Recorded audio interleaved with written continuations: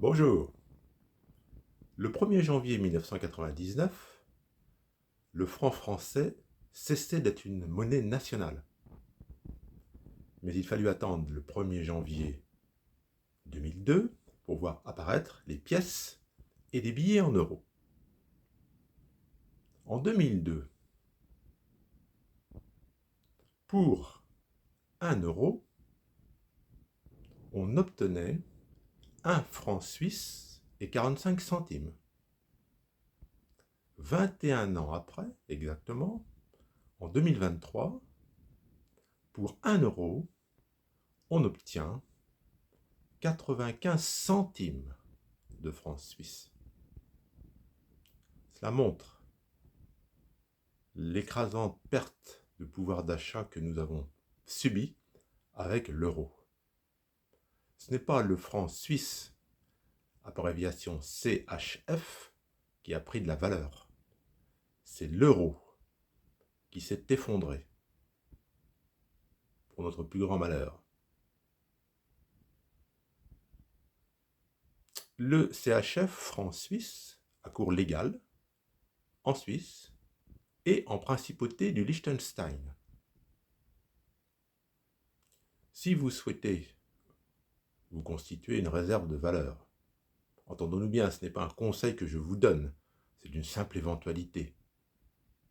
Chacun fait ses recherches, certains vont se constituer une réserve en Bitcoin ou en Ethereum ou en ce que l'on veut. Aujourd'hui, je vous parle du CHF, le franc suisse. Le franc suisse, c'est beaucoup mieux tenu par rapport à l'inflation que l'euro, tout simplement parce que la Suisse a une économie stable, forte. C'est un pays politiquement calme qui inspire confiance. Si l'on souhaite détenir du franc suisse, il est possible d'ouvrir un compte, par exemple chez Revolut, ou Ubank, ou Wise, et d'avoir un compte bancaire multidevise. C'est très pratique. Avec un seul compte bancaire, vous avez en quelque sorte plusieurs tiroirs, où vous pouvez avoir de l'euro, du dollar, de la livre sterling, du franc suisse, et autres devises. Une obligation, lorsque vous ouvrez un compte bancaire dans une banque étrangère qui n'a pas de succursale en France, c'est le cas de Wise ou de Ubank, vous devez déclarer l'existence de votre compte au fisc français.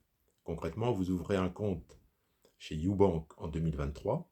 En 2024, lors de la déclaration en ligne des revenus 2023, vous remplirez en ligne un imprimé, c'est très simple, avec la date d'ouverture de votre compte à l'étranger. Et chaque année, vous répéterez cette formalité jusqu'au jour où éventuellement vous fermerez votre compte, et là vous indiquerez au fisc la fermeture de ce compte à l'étranger. Si vous ne le faites pas, vous risquez une amende de 1 500 euros. Il faut le savoir. Chez Revolut, on peut désormais bénéficier d'un IBAN français.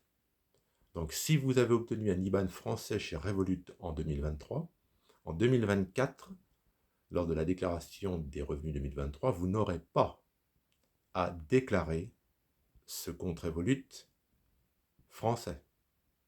Par contre, en 2024, vous aurez à déclarer la fermeture de votre compte bancaire avec IBAN lituanien. Là aussi, c'est une formalité obligatoire. Donc, le franc suisse peut être constitué comme une réserve de valeur. À chacun de voir. Ce n'est pas un conseil que je donne. Moi, je constate simplement que sur 20 ans, le franc suisse a beaucoup mieux tenu que l'euro. À chacun de faire ses choix. Voilà, c'était mon petit témoignage rapide sur le CHF, qui évoque bien des souvenirs pour les vieux comme moi qui pensent à leurs années de jeunesse où ils ont utilisé le franc français. Le franc français est mort. Et personnellement, je ne pense pas qu'un jour nous sortirons de l'euro, sauf événement d'une extrême gravité. L'avenir n'est écrit nulle part, et personne ne le sait. Au revoir, bonne journée.